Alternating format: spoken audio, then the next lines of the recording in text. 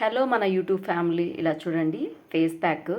నేనైతే రైస్తో face pack వేద్దాం అనుకుంటున్నాను. ఎందుకంటే రైస్తో మనం ఫేస్ ప్యాక్ వేసామనుకో ఫేస్కు ఏమైనా ట్యాన్ ఉన్నా నీట్గా పోతుందండి.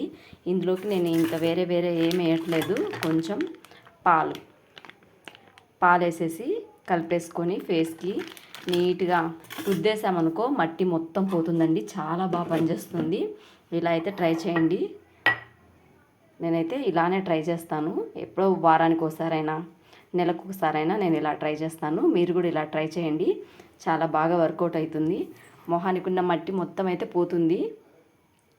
చూడండి బరక ఉంది కదా, ఈ బరకతోటే మన ఫేస్ కొంచెం రుద్దామనుకో నీట్గా ఫేస్ మీద ఉండే మట్టి అంతా పోయి చాలా నీట్గా ఉంటుందండి. అది పాలతో కలుపుకున్నాను కదా, ఏదో ఇంతే పాలు ఇలా కలుపుకోండి. ట్రై చేయండి ఒకసారి.